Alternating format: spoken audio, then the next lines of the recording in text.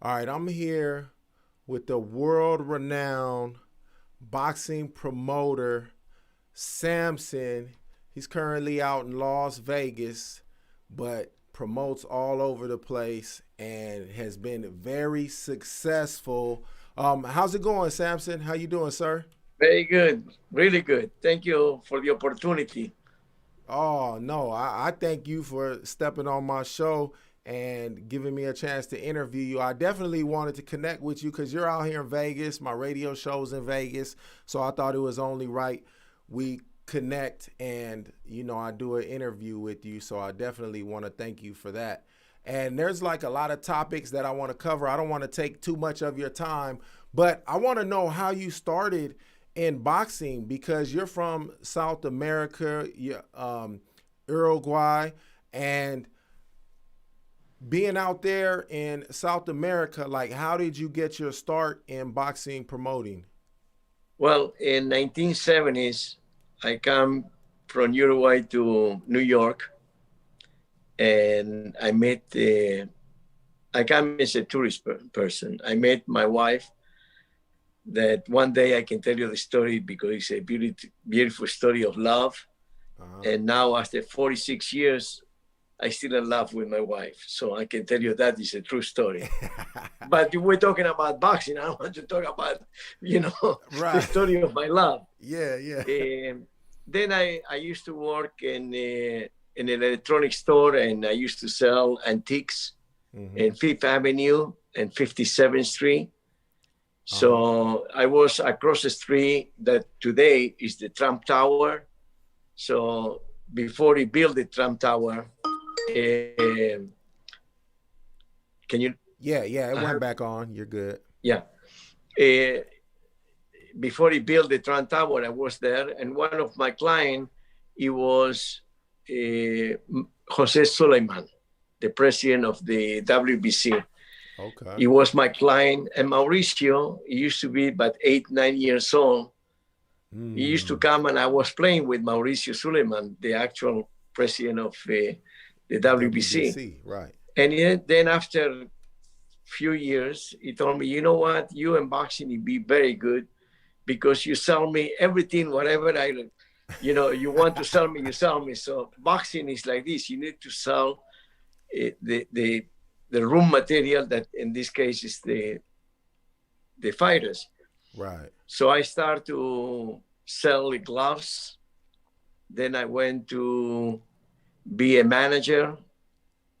I got the one who teach me. He was one of my first fighters that I signed on the name of Brian the Bull Barbosa. Okay. With them, I learned everything about how bad it can be a boxer. you know, it, it tell me, that time, I didn't have the experience. So after many, many years, he said, one day he called me up. He said, thanks to me, you learn everything about how to treat boxers, not like you did with me, because I really took advantage of you. So then in that moment, it came up the act of Muhammad Ali. I used to work with my mentor, Murad Muhammad. Okay. Murad, he teach me so much. I got a good thing about him. Mm. And I was very proud to work with them. And in that moment, I bring Manny Pacquiao to him, Javier Castillejo, that I did all the Mm. negotiation because I discovered Manny Pacquiao. And I Right. bring it to Murad Muhammad. But, Uh-huh. sometimes Murad, he was very special in my life. And we finished our relation because I didn't like many things that is going on, especially with money. Mm-hmm. And I decided to step aside and do it my own. Beside that, I bring not only Manny Pacquiao to Murad Muhammad that used to have M&M Sport.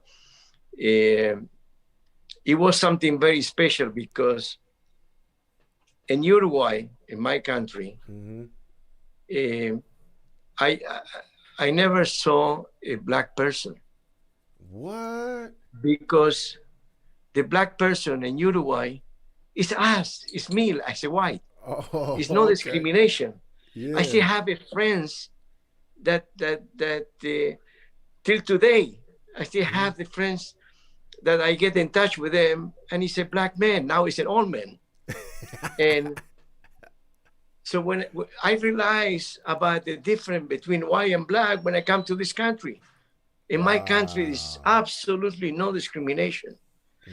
By Mm. the way, Uruguay is the first country that it was mandate the school for the children.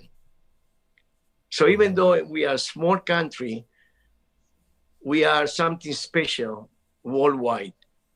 Right. Until today, if you go to my country, absolutely you can walk any place that nobody will stop you because you're black.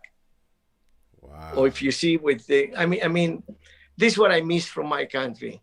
That we still till today is the, I believe, this probably the only country that doesn't have that differential, from one side of the other. So I'm very proud to be a Uruguayan. And every time I say, when anyone you want to make me a, an interview, I'm from Uruguay, but I live in this, and I'm very proud of this country. But it's my second home, Right. That's and I live powerful. since 1970s. So So when was it that you moved to the United States, and was it because you felt you could succeed in boxing more in the United States, or? no, I come to United States because I have some issues politically. So I Mm. was marked, not, I was against the government. So my father, may I rest in peace, he told me it's time to go, and then you come back, because in that time it was a lot of problems with the government, military government. So Oh, I need to leave, but in my heart always it was my country where I born. okay. Yeah. Understand that. So about when was it? What year was that? In 1972, When you and moved I to the got United States? yeah, yeah, late 71, 72. Uh, it was like, believe, December. By January 72, it was yeah, January 72. I met my wife. I got married in 1974, and till today, 46 years. Now this next month is 47 years that I married. Wow. So, Congratulations. but one day when you invite me to your place, I will tell you the story, the love story. Now Oh, there's no time for that. yeah. But you'll be in shock. I can tell you Yeah. that much.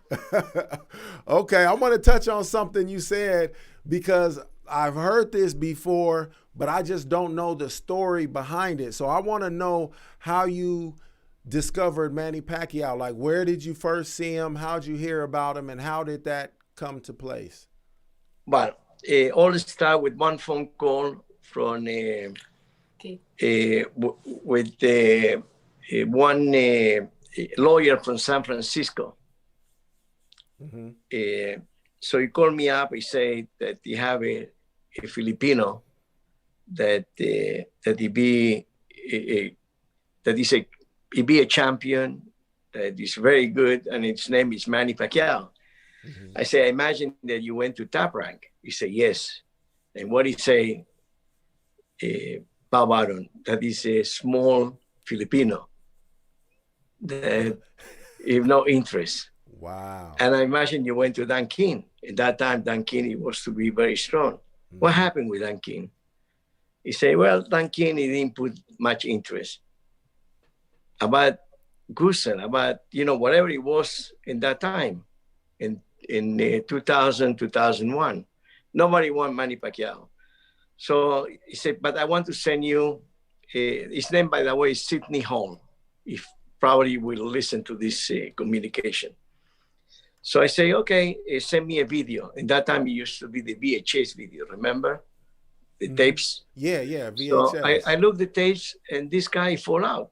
He's fighting, and then he went to the floor. I said, what happened? So I go in the slow motion, and I see the left hook in the body.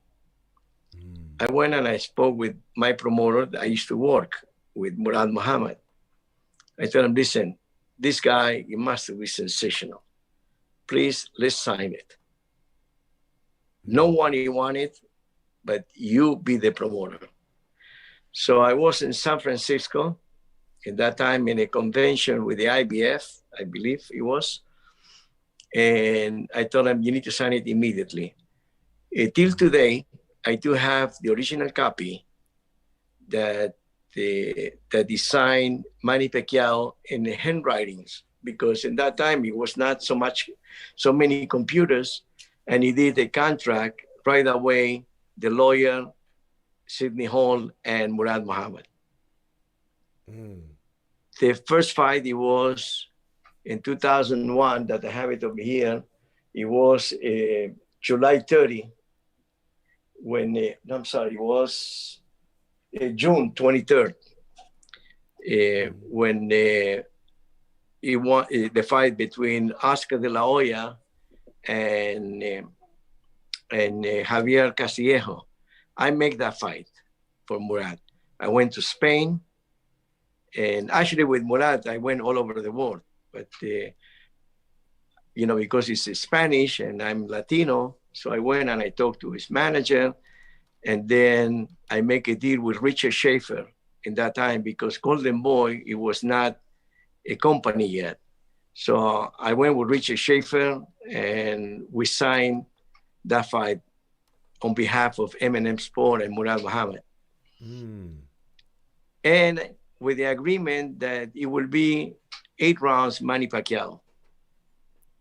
Manny Pacquiao is supposed to fight, and I told him, look, I know one thing. If you bring Manny 2 weeks or 1 week early, it will not be what he need to be, because every Filipino they come, you have a different culture, different timing, different food. You need to have this kid at least 2 or 3 months before the fight. And this is what happened. His manager, he paid his way with Manny to United States, and he bring him to to the great trainer Roach. And 2 weeks before the fight, the supposed opponent of Luwawa, he got cut in his sparring. So I went to the IBF, and I say that this guy would not be available. I went from number 2 to number 7, or number 3 to number 7. And everybody 2 weeks before, he was not available. So I make the fight, and the promoter at that time, he was Kushner, Cedric Kushner, South African. Okay. That you have Luwawa. He said, listen, I cannot take, it's a mandatory, because I supposed to fight a left, a southpaw. And Manny Pacquiao is not. I say, listen, you're a promoter, and you're not a matchmaker. If not, I can tell you that it's a southpaw. So I make the fight. And Maria Muhammad, if she was very good with me, say, it's a mandatory. And that's what happened. He got a mandatory. And the promoter at that time, it was for that particular fight, it was Lou DiBella. Okay. And Lou DiBella say that he's very embarrassed to put Manny Pacquiao against Luwawa, that he was the top of the line in that moment. And it's such a mismatch in pay-per-view. Wow. And it was like 20-1.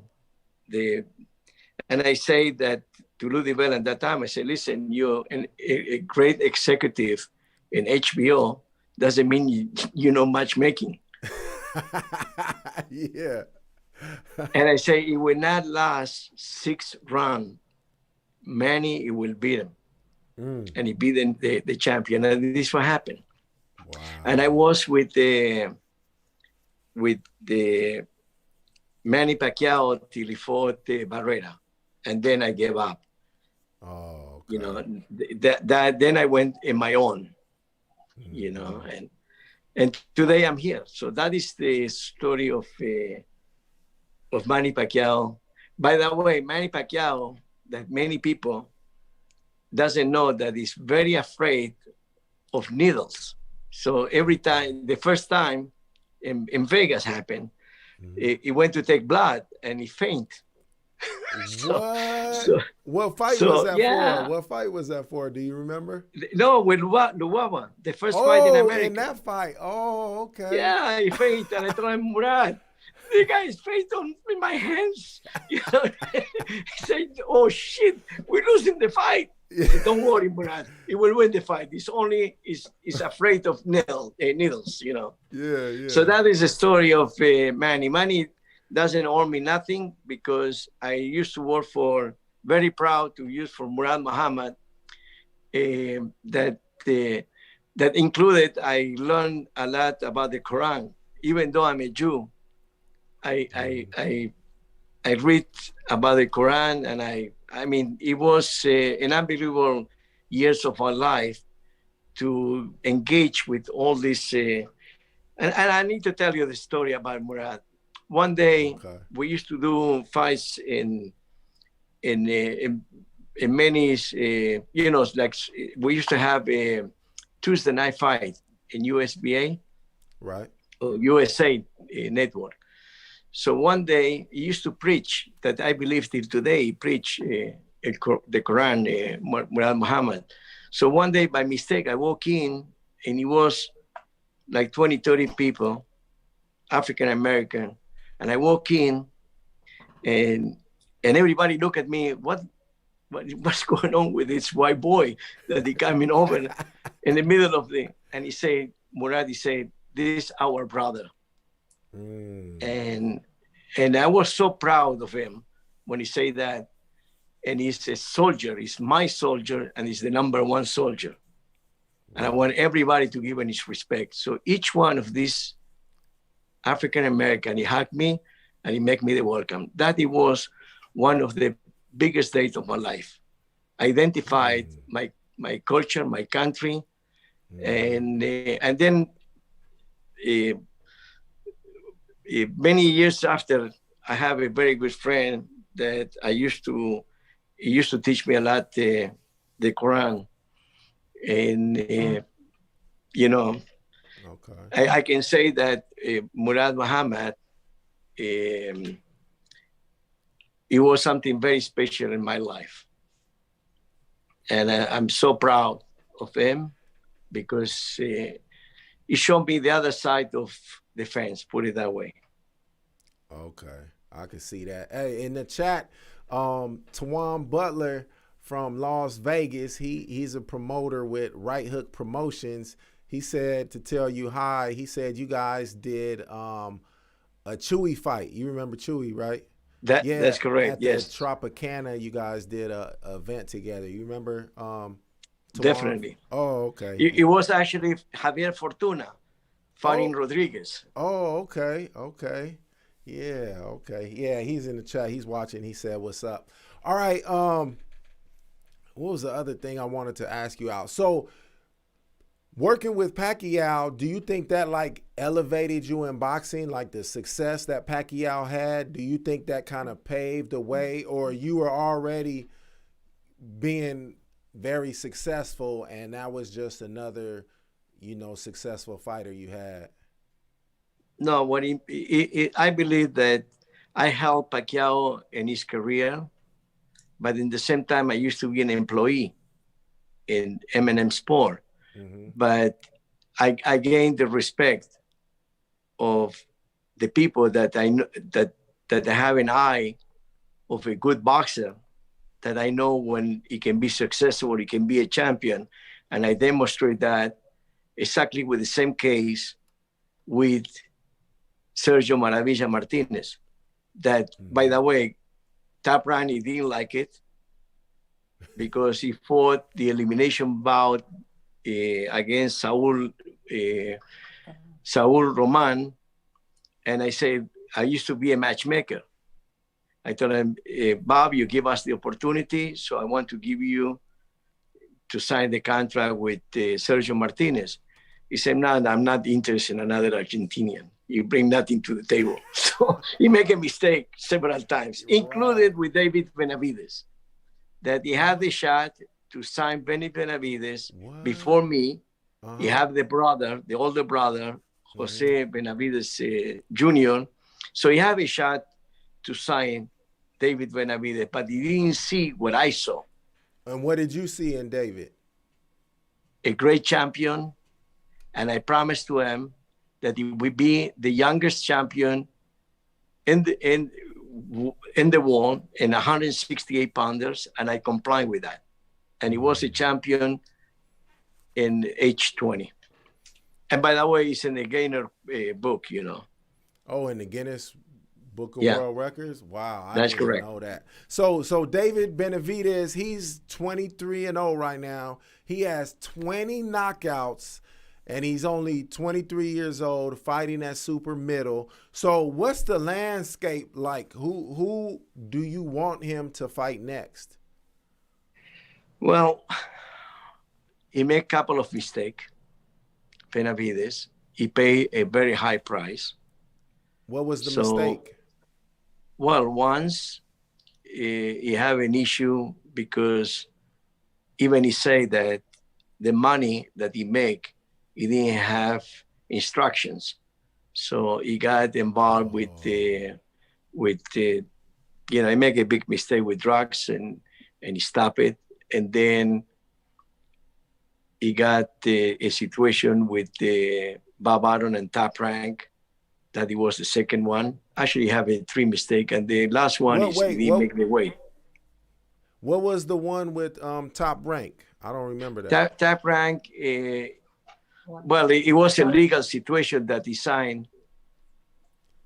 That he signed. So he was already under contract, and he signed another contract? Another contract, but he said that it was not exactly the situation, that he said that I continue to be part of his career, you know. But whatever, you know, everything is fine now, put it that way. Okay. So that is the second mistake. And the third mistake is not to make the weight on the last fight. And he lost the title for the second time. The first time it was the situation and with drugs and the second, and then the weight. So he lost twice. And he's still undefeated. Right. So they stripped him of his belt. He won the fight, but they took his belt. That's correct. Right. Okay. So does he have all that taken care of? You said the legal actions taken care of. So that is all over. That's straight. But what seems to be the problem with his weight? Is it possible that he should move up, or just not being in training like he's supposed to? No, he trained all the time. What happened is that he need to be in quarantine in the hotel. After, you know, he was one of the beginners on this pandemic. And so he always lose the last 2-3 pounds the week of the fight in the hotel. And the hotel and the protocol, it was that you have only 1 hour to be in the gym, and a very small gym, and without any facility or any sauna. So that is what happened. So he couldn't make it. He was like 1.8 pounds over. Okay. So is he gonna stay at super middle and continue at super middle for a while? Definitely. He have the opportunity to fight for a world title in light heavyweight, and he say, no, I'm a super middleweight, and I want to prove to be the best super middleweight ever. Do you see a possible fight with Canelo anywhere in the future? I don't believe so. Why not? Because you have a great management, Canelo, on the name of Eddie Reynoso, a very good friend of mine. He called him that I his teacher. but he understand that it be a very tough fight. I don't say that he's afraid because nobody's afraid, right. Especially the boxers. No one is afraid of no one. Right. And everybody like to take the risk. And Canelo, he have a big pantalones, Mexican pantalones. He will fight anyone. However, the management, you need to guide his career, because if not, every fighter will be a Kawasaki, you know. Right, right. And it's not good for boxing. Sometimes you want to fight. Like now, everybody want to fight Canelo versus David Benavidez, but it's not the right time in this moment. Mm-hmm. Not for Benavidez. It's not the right time for Canelo. Okay. That, by the way, have a real fight on the 19th. Right. Yeah, that's going to be a good one. So, do you think it's kind of that kind of reminds me of what Floyd Mayweather and Leonard Ellerbe talk about? I've seen them talk multiple times, and they say their strategy is looking for the highest reward with the least amount of risk. So it almost seems like you're saying for Canelo, David Benavidez might be a high risk and maybe not the high reward yet until he gets his name bigger. Is that kind of what you're saying? It's absolutely. Ellerbe is my brother with different mothers. So I can say that we have the same tone. Right, yeah. Okay, I hear you on that. All right, so somebody in the chat, let me see, Juan Carlos, he wanted me to ask you about Javier Fortuna. So how did you first come to sign or work with Javier Fortuna? Well, I know Javier is actually from the pro debut with me. So he used to be a kid of 17 years old when he had his first fight. So man, he finished the first fight. I went special to Santo Domingo to see him, and he knocked this boy out in the first round, and he came back. He jumped on top of the ropes, and he said, "Sampson, you be my promoter, and I be your champion." Wow. And it's like, this is like my son. All of my fighters like my sons. Yeah. But it's very special for me. Yeah, he's had a very successful career. How did that make you feel when he won and just called you out, like in a good way though? Like, man, I want to be with you. Let's get this championship belt. No, look, probably I'm a different promoter like anybody else. I have a relation with the fighters. It's not a number. Each one is my child. I protect anyone, all of them. And I have that relation that I not see in other promoters. Without say that nothing against the other promoter that is too busy, but no one had the chance to talk to him to see how he feel. Each one of my fighters that went to the next level, he have his own home. Most of them he bought a house to his mother, and most of my fighters really poor guys that he have a very bad situation when he grow up in poverty, like Jason Banana Rosario, like Fortuna, and many others that I built his career from the beginning. Mm-hmm. I don't have any. Probably I have one that he was a white boy with green eyes. You know what I mean? But all my guys is the Dominicans and the Argentinians and but I don't have the now Mexicans, but I try to help all these kids to come out of poverty. Yeah, that's a beautiful thing.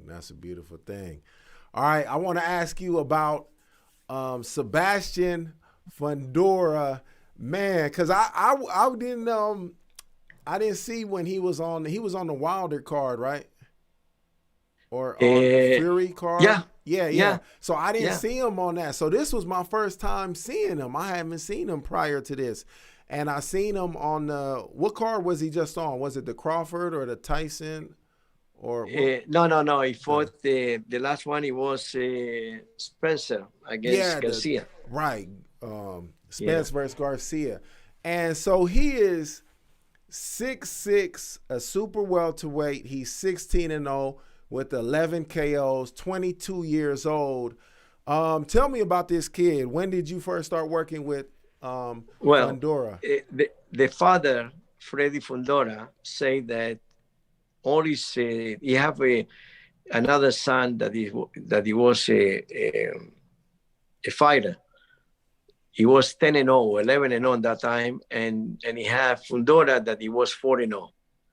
Okay. And I watched both of them, and I told him I take Fundora, even though I believe he's too fragile, he's too tall and too skinny, but I will take my chance with him. Okay. So he told me about the other brother. What made you want to take your chance with him? Because I have a good eyes. Okay. Intuition. Yeah, okay. So I say, you are the son, we need to wait to see. Let me try with him, with one. I cannot take two in the same time. Right. I don't like to have two brothers fighting the same night, put it that way. Okay. So I took him and I put the first fight of him. His name was Victor Tony, an undefeated 5-0 with 4 KO, and he was 4-0. Okay. I went to the commission in Nevada, Bob, and I told him, I want to put this fight on TV, 8 rounders. He said, no, I cannot do 8 rounders. I say, why, Bob? He said, because it's too young, both of them, and I don't know if we can go 8 rounds. And I totally agree. So everybody missed that fight that he was not recording. It was a war for 6 rounds, and he won Fundora. However, the other kid, Victor Tony, he stayed like 2 years in activity because he really got a beat up situation. Then I took him to Uruguay, to my country. The father say, I want to create a champion, so I need to be out of my wing and take it with you. So I make a tour with him. I took him to Uruguay and I took him to Argentina. He went the distance, 8 rounds each time. 8 rounds, I believe. And he won both, but a tough fight. When he came back, he was a different man, or different young man. Right. The father, he continued working, and slowly we come up of the stage that we are today. And every time I say, anybody tell me, say, how come you got Fundora? I say the first time, even almost I make a mistake. I say, he's too fragile. And every time I say that, Sebastian laughing, and the father too, that he come up to be now my dear friend, the father, and another son with Sebastian.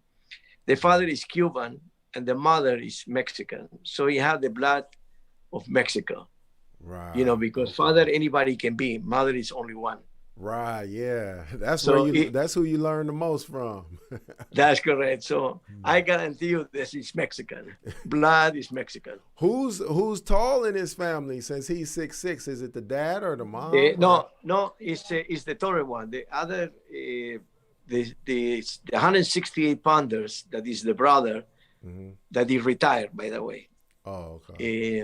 Is 6'4". Oh, okay. And he have a young sister that is almost 6 foot, 112 pounds, 115 pounds. Man, or 5'11", something like that, but very tall too, for 115 pounds. Is their dad tall? No, the dad is not so tall. He's tall, but not so tall. Right. And all the brothers is very tall. Yeah. Oh, okay. So since he's at super middleweight, that's 168. 168. Right? Yeah, and he's 6'6".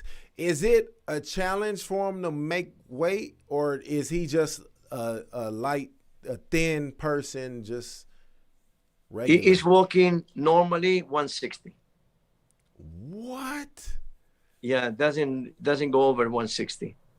Man. But he's a real dedicate. He say my work is boxing, so I need to respect my work.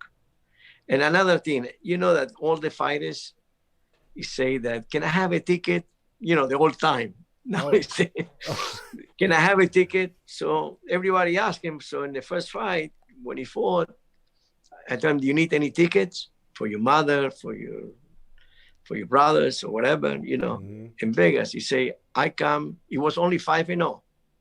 He never asked me for a ticket till now. Damn. And he say, I come to my work. My mother, he go to work, doesn't invite me to his work. So why would I invite him to my work? Yeah. And all my family and all my friends, nobody there. So I love him because most of the time you have an issue the day of the fight. It used to be an issue. Mm-hmm. Now we start again with the same issue. Can I have a tickets? Everybody want free tickets. Right. But Sebastian Fundora say, whoever want to see me, let him pay. Let him help my promoter that he pay me well. Right. I wish I wish everybody fighters. Listen, all the fighters listen to that example. You know what I mean? Yeah. Because it's true. If you love your friend and that is a fighter, you need to contribute it. You don't need free ticket. Right. You need to pay the ticket. Yeah, that's true. That's true. And that, I mean, when they want so many comp tickets, you know, it just makes it harder on the promoters, and it's hard enough as being a promoter out here. So before we move on to another question, do you think he's going to be moving up in weight class? He is 22, but you think he's going to stay? Wow. He wants to go to 47. Oh, okay. He wants to go down to what? 47. What? He wants to be a welterweight. Oh my goodness. Hey, that's where the action is though. That's where the names are. Hey, dollar signs right there. But you know what? He's the only boxer that he never asked me when I be how I be a champion and who I need to fight or what I think. This is coming to work every fight and never ask me with who is fighting. The father too. He tell me when he's fighting. He never asked me how much I'm getting paid. He'll accept the fight. The only thing he say, I want to go slow, strong. I don't want a world title. After this fight, he told me, I don't need a world title. I need people to know me, and whatever you say is a go. So whatever you feel like I need to fight for a world title, I'll be ready. Meanwhile, I continue walking the right way, fighting, doing my work, and I'm pretty sure that you're doing a really good work. That is a promoter. Wow. So I'm not looking for it, even though it was an elimination bout. Right. It's more for the TV, the network, but it will be number one or number two in the WB. It doesn't mean you want to challenge immediately the champion. Because it's only 16 fights, 17. You have one draw. So I believe that in this scenario, you need to fight probably in the next 2 or 3 more fights for the world title. Yeah, I agree. That I'm pretty sure that he will become a champion. I agree with you. When I was watching the fight, I watched, it was one of his previous fights. I think it was the fight before this one or the fight before that one. It went the distance, and it was where he got his nose got real bloody at one point. You know what fight I'm talking about? When he draw. Yeah. Was that a draw? Okay, that might have been the draw. It was a draw. Yeah. So I could see certain elements in that fight where he could improve, you know, like I don't think he was using his height and reach advantage to his advantage as much as he should have. So I agree with you that, you know, he needs a little more time to develop.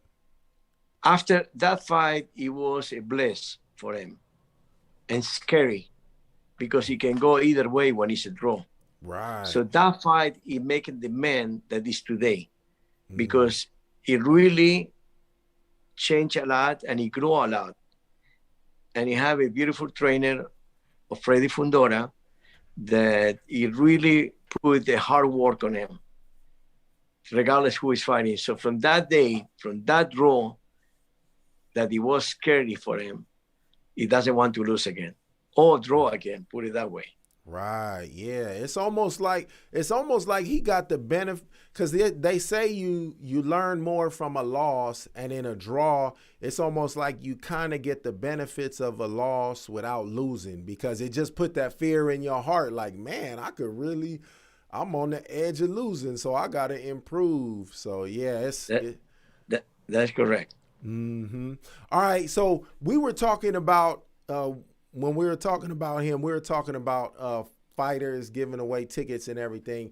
And that got me to thinking about like the events in Las Vegas. So like maybe a couple years ago, maybe it might have had to be maybe like 4 or 5 years ago in Vegas, it seemed like there was a lot more events in Las Vegas. And now it seems like I'm talking about prior to COVID, it seemed like the boxing events in Las Vegas aren't as frequent as they used to be. Like, do you know what has changed over the last few years? Well, in Vegas, it's very expensive to do a show. Mm-hmm. So club shows, the only one that, or a little bit higher of club shows that he used to do, Mayweather, is because he's spending his own money, you know. But a regular promoter like me or many others, you cannot afford to lose money in every show. Right.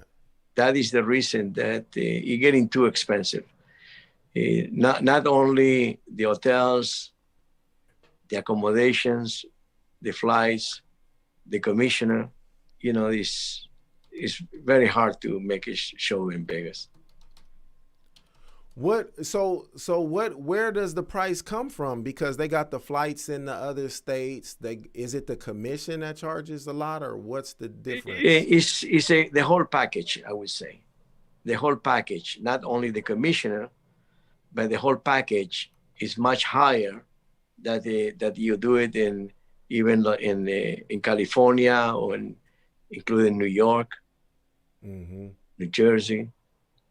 It's much comfortable. Or even Florida. The only problem that is Vegas is good for the big shows. People's coming to see the big names. It's another thing that is against. Like, let's say I want to do a show now with non, like, let's say that you do Mayweather or you do any other big fans, and you will see that it be very hard to make a show and people go if it doesn't have a big name on top. Right. And I believe that all the show that Mayweather do is invest the money. It's an investment, but you have, you know, enough to invest. The small promoter like me wouldn't have that luxury, put it that way. Yeah, I hear you. Probably not too many. And that's what I was thinking. Like, it was getting too expensive out here. But, yeah, I just liked it when it was a lot of more club shows going on. It was a time where it was like 3 weekends out of the month there was a fight out here in Vegas. And now it's like, we'll be lucky if it's one. Yeah, you miss a lot. I know that. Yeah. But look, Vegas is for the big time fights, because it doesn't matter how much anybody charge. Is people will come, especially, and we take a plane especially to come over and pay the ticket. You know what I mean? Right. But it's not the case when you have a small show. Butler, he can tell you that. Yeah. We lost a lot of money in that show in Tropicana, I can tell you that much. Yeah. Somebody in the chat right now, Kuro, they said, they posted a question. They said, who do you think Manny Pacquiao should fight next? Well, I can tell you that he loves to be the president of Philippines. He'd be a better shot. So you don't Because think you need to fight the biggest one and probably be Spence. it's back? Your video's back. Yeah. Spence Spencer or Crawford? or Crawford or one of those, and he doesn't need it. This like Maravilla Martinez doesn't need to fight anymore. Yeah, I hear you. Let's stick on Manny Pacquiao for one more second. So, looking at his career, and some people, like sometimes people are saying he's one of the best. Some people say he is the best. But when you look at his career and you consider that he is an eight weight class divisional champion, how big of a deal or how big of accomplishment do you think that is in boxing? Winning. I believe it's one of the biggest. I would say that in the minute 3 years after he retired, he be in a Hall of Fame. Mm-hmm. I mean, it's something very special. And one of the boxers that he helped so many people in his country from. I mean, I have so much respect for Manny. Mm-hmm. So I know that he'll be a good president, that he will be. Right. I agree with you. Your video cut out. All right. Yeah, this is my phone. You know, yeah, people call. Yeah, calling and texting you. Yeah. All right. I thought there was one more thing. What do you think? So, like that, being a champion at 8 different weight classes, that has never been done before. Like, what do you think what skill does Manny Pacquiao have that allowed him to do that? Because some people would lose their power when they get up in weight class. Some people, they would lose their speed when they get up in weight class. So what do you think has allowed Manny Pacquiao, like what skills does he possess that other boxers don't have that allowed him to do that? It will not be another Muhammad Ali. It will not be another Mayweather. You can imitate it, but you cannot be. Mm-hmm. That is my answer. Manny Pacquiao is only one. I don't believe in my life, whatever life I have in my life, or including you, that is much younger, it will be another Manny Pacquiao. Yeah, I hear you. A lot of people agree with you too on that.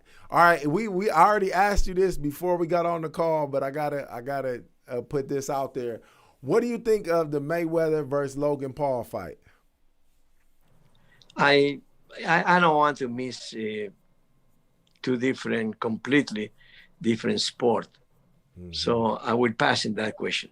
Okay. All right. I appreciate that. All right. Let's talk about the Mike Tyson and Roy Jones fight. First of all, what did you think of it? Did you watch it? Did you like it? Or what did you think? Yes. I pay my money to see him. Okay. Did you enjoy it? It was more morbo to see how we look each other. Remember, I was the matchmaker for Roy Jones Jr.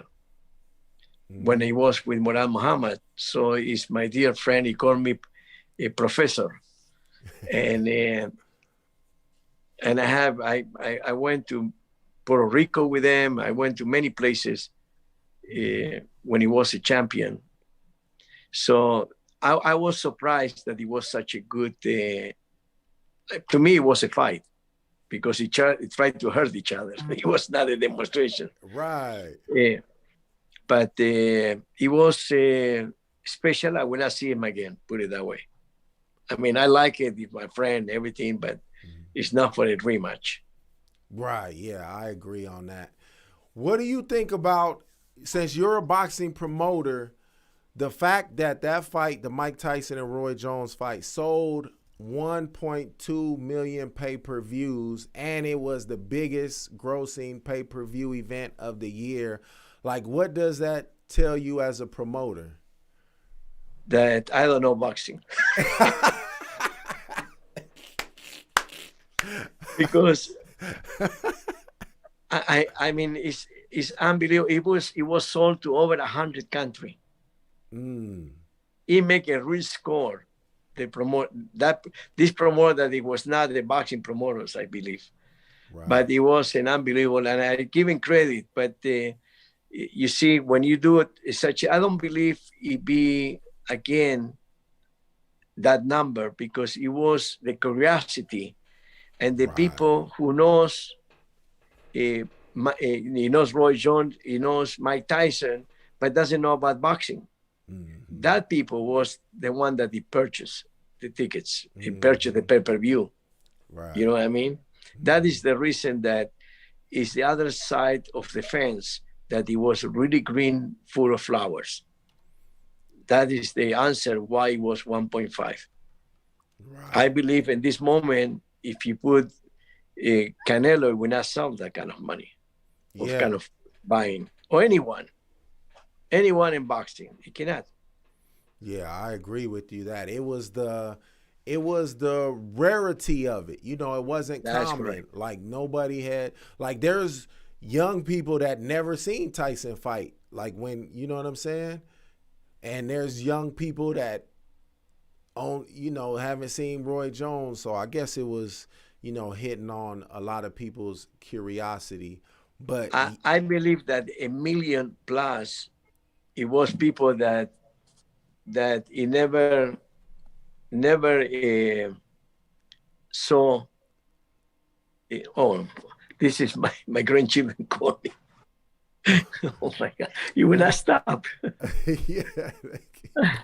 You will not stop. I promise you. Yeah. It will call one after the other. Oh man. Papa Sampson is not available now. Yeah. I say that over 1 million people, it will evolve, because the curiosity, the murmur, the Mike Tyson, and I believe he can sell. He will not sell the same against anybody else. Right. Maybe with Holyfield, or I don't know, but Mikey deserved, because now for the first time he grew up and he's a different person, like he used to. But people that, like you say, that he never saw, this the other side of the fence that he went. These people, the people that I guarantee you, the many ones that he knows boxing, he didn't purchase. Right. The pay-per-view. And it's very good. I'm so happy for both of them, and for the promoter that he was very successful.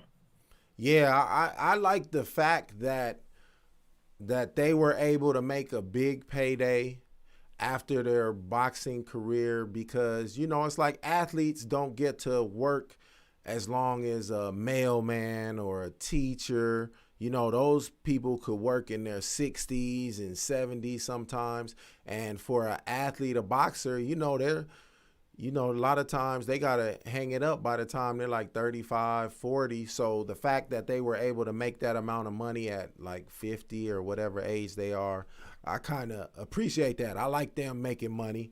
So I enjoyed it from that aspect. And the fact that they didn't embarrass themselves, like they were respectable. They weren't as good as they used to be, but it was a respectable fight, right? That's correct. No, it was, to me, I was very surprised and very entertaining. It was very nice. Okay, I want to ask you one last thing, and then we can get out of here. I know you got all them calls. I have two. If I have one too.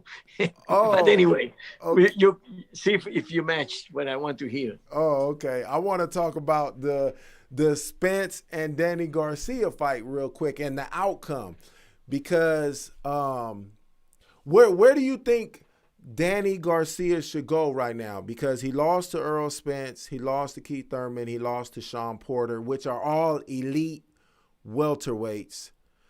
But where do you think he is in the mix now? Did he just get bumped off of the upper tier and he's like right below the upper tier in the welterweights, or where do you think he is now? I was in that fight personally, because he fought Sebastian Fundora. So I was there and I saw the fight. and I have the most respect for Garcia. Right. In one interview, I say I'm a Latino, and I would love if he, to support Garcia. Right. But I believe that he's not in the same level of this great athlete. And the father is my friend, probably not any longer, but I believe that he can beat many of the 47-pounders, many of them. Right. Many number ones, but not the elite. Right. But it was a great fight. He gave 100%. And I know Garcia, he can lose his life in the ring, but he would never give up. And several times he was very hurt, and he eat it, and he continued fighting. I'm very proud as a Latino from Garcia, but I believe that he can do, and he can come back to be a champion again, but not with the elite fighters like you mentioned. Yeah, I agree with what you said 100%.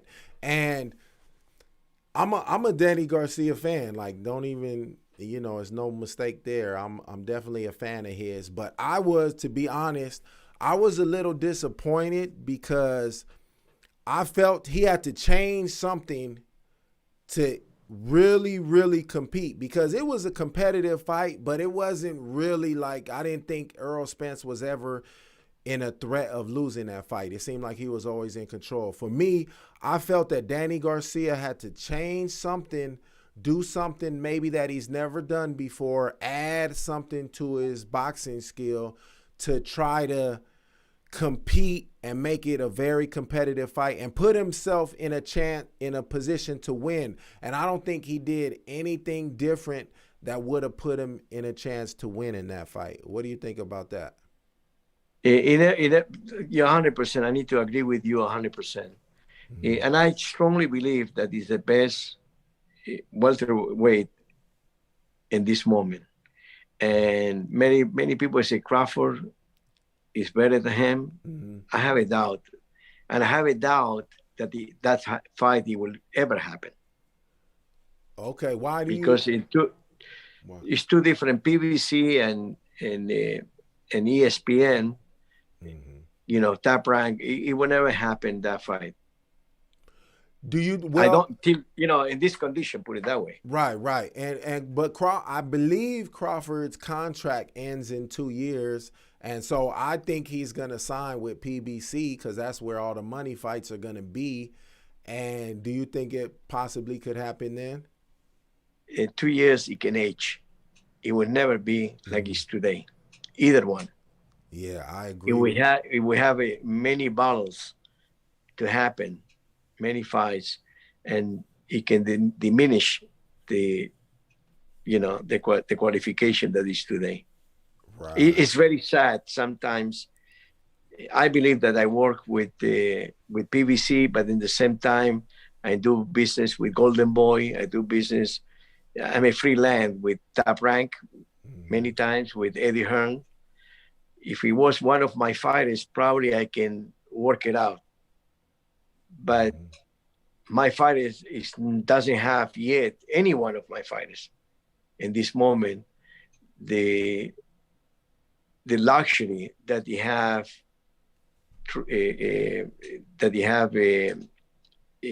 Spencer or Crawford, that is in the top of the game, but with two different promoters. Right. Or two different network, put it that way. Why you said it a little while ago, you said that you think, I know you think it's close, but I think you said that you believe Spence is better than Crawford. Like, what do you think Crawford has that makes him better than Spence? To have an accident that he have, and he continue being the best. Okay, being able to come back from all that damage, huh? And he fought bigger opposition than Crawford. That is a look, and you see it. Yeah, physically, you say he's bigger? I believe he fought much bigger competition. Oh yeah, yeah. He Yeah. has because he's fought Porter. No. Yeah, Spence fought Porter Yeah. and Danny Garcia, and yeah, I don't think Crawford has And, fought elite welterweight yet. He hasn't. no, no. Yeah. And look, he did everything. All his career, he was really from the beginning. He was very careful of the promoters, I would say, no, and especially Bob. I believe he did a good job with them, but he never faced a real welterweight. And now, and a junior welterweight the same way. He didn't really face the best one, Right. and Spencer did it.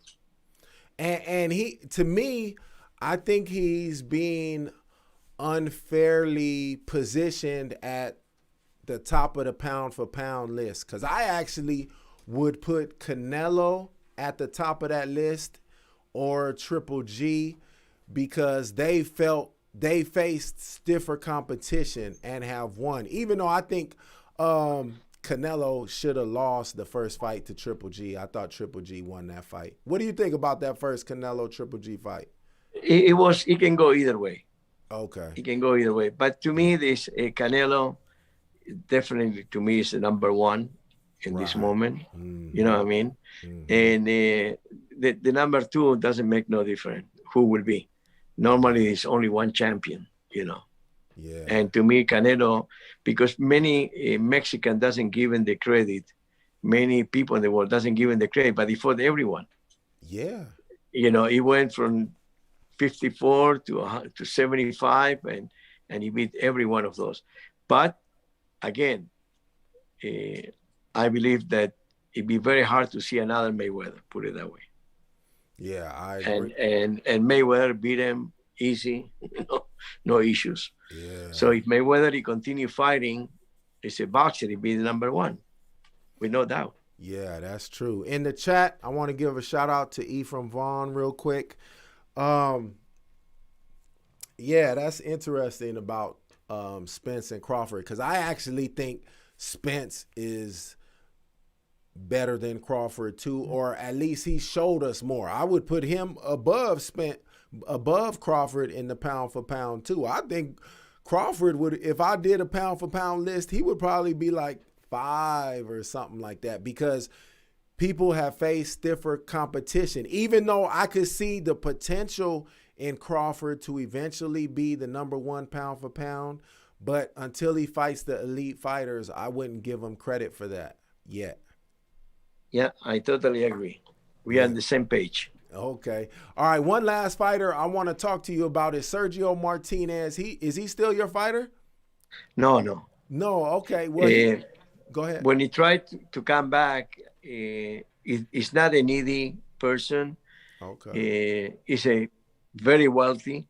He had many business, and I couldn't help him because I believe that money is nice sometimes, but I don't need that. I'm not a poor man, by the way, but I don't need to have in my resume something that can happen to him, because it's not the same like he used to after 6 years. Right. Yeah. And I don't want to be involved, and I wish him good luck. Now he's doing well because he have a C competition, but when he go to world championship fight, it would be very dangerous. Right. Yeah. At 45, it's like your reflexes. You probably can't even take the punches like you used to take them and everything. Yeah. I mean, it doesn't need. That is the worst thing. People say he's coming back because most of the fighters, he need the money. Mm-hmm. But he doesn't need. He's very wealthy. I know it's a fact. Wow. But I cannot be involved in something like that. Regardless, the money can come to my promotional company. Right. Okay, yeah, so that's all the questions I have for you. I definitely appreciate your time. And what did you? I didn't touch on the question you had or whatever. I have, I got one guy that I want everybody to put attention. That is Amilcar Vidal Jr. Emil. Amilcar Vidal Jr. is from Uruguay. He fought in a main event in Fox TV. Let me pull him up. So what's the first name? Amir. Amilcar Vidal. Go to Uruguay, and he's the number one there. And I want to talk a little bit about my country. I have a tournament that we call him the Way to Mexico with Mauricio Suleiman, WBC, on memory of Jose Suleiman. And I have 600 amateur fighters. In Uruguay, never ever have a world champion fight, a champion, a fighter, a men. You have a women, you have 3, but men never in my country.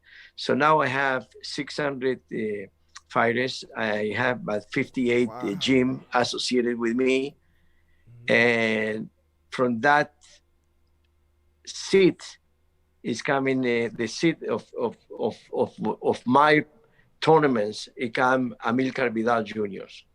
He fought against Edward Ortiz in FX1. I wanted to watch that fight. He finished in a KO. He's 12-0 with 11 KOs. And it's something special because it was created from the tournament of amateur tournament till what is now it's a professional. How do you spell his name? I can't find him. Oh, Amilcar. A-M-E. I'm sorry. It's A-M-I-L-C-A-R.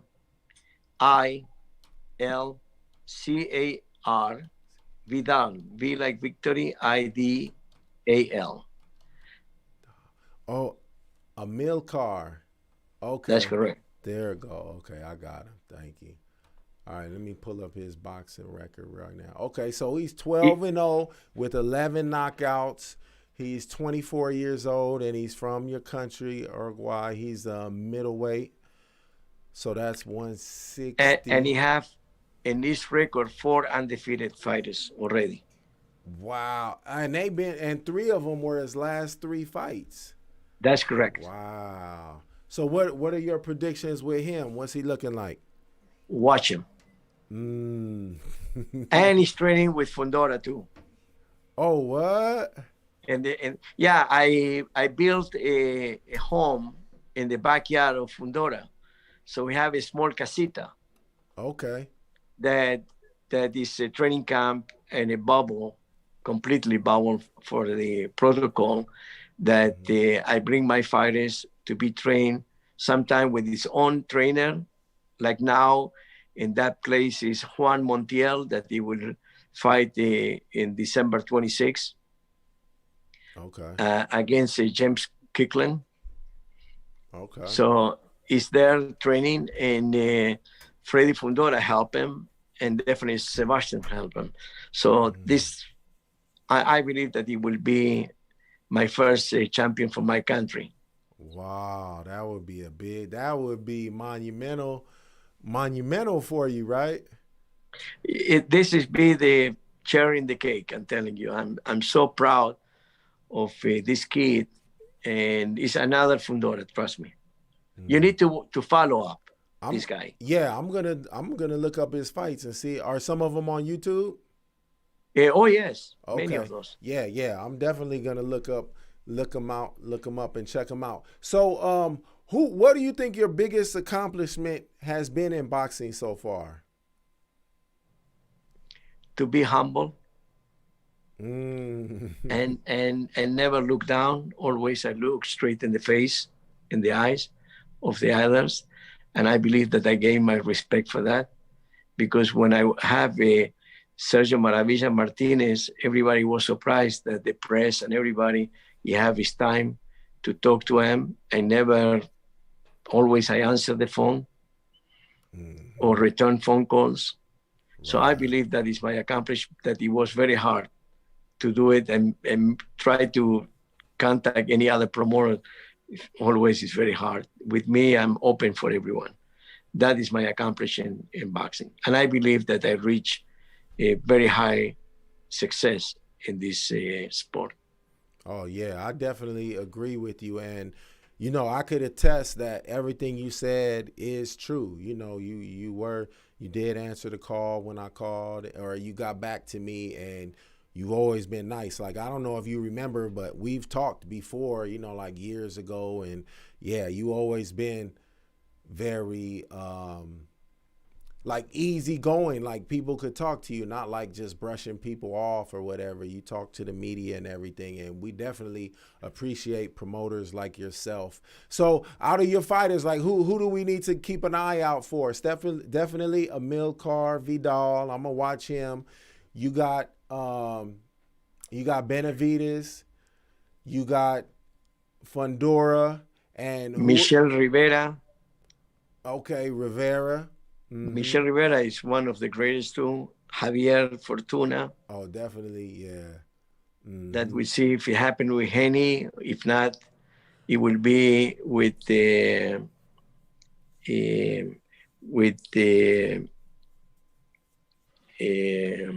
Jorge Linares.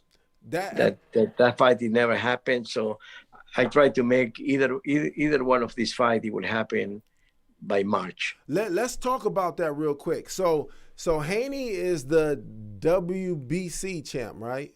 That's correct. Yeah, and so you want him to face my first choice is Haney. Right. Yeah, right. with Fortuna. What? But it's so hard to make a deal. You know, it's number one mandatory. And I never received a call back. I called the people of Eddie Hearn, and I never have any answer. You know, so do you have? I believe that Henny in need Fortuna. I'm sorry, Henny in need Fortuna. Yeah, he needs bigger fights because he hasn't been fighting the top guys yet.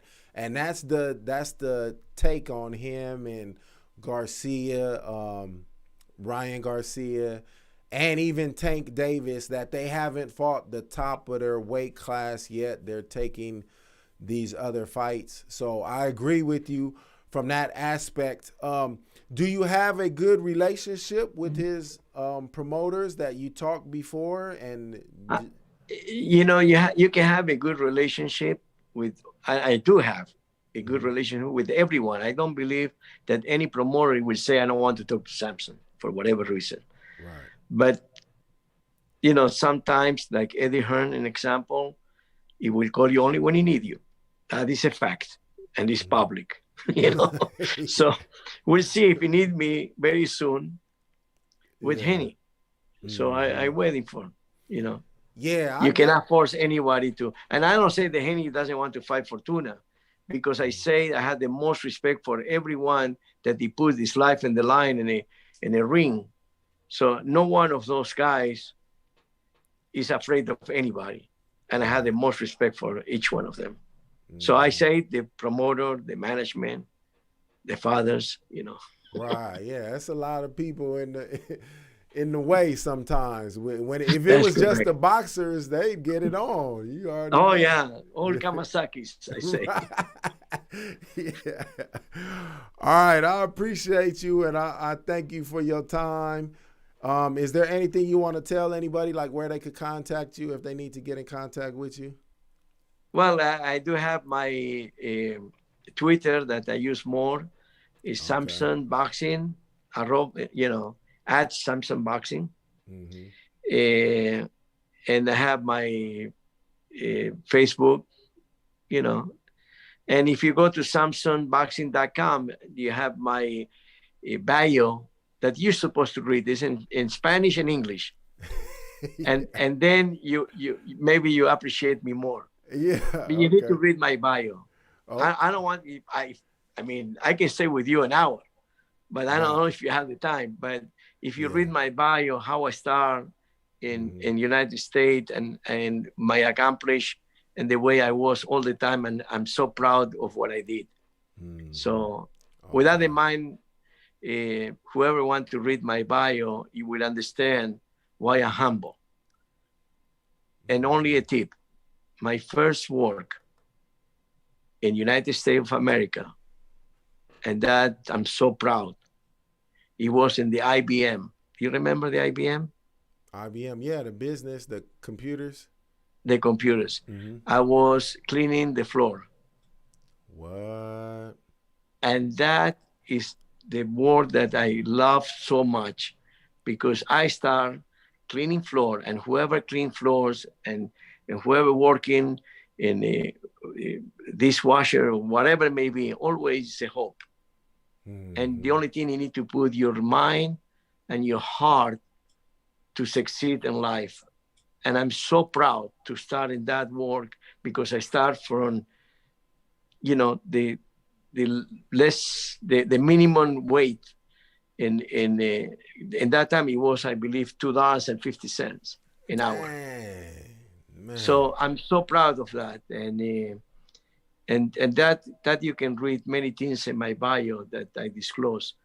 But so always I send a message to everyone that regardless who you are now, how you can be in the future, if you put your heart to be a better person, to have the way to progress in your life. So, you know, that is the message. And respect the women. Oh, no violence against women. And I can say, because I'm married for almost next month 47 years, and it's the best thing that happened when you respect your wife, to be respected. Yeah, and you got to raise your kids that way, raise your sons that way, and then they'll do the same. I have only one, and I'm very proud of him. Yeah, that's a. And it's not in boxing. He loves, but it's not allowed to be. Oh, okay. My son Nathan. Okay, I heard. You hear about him? He will call you. All right, I appreciate your time.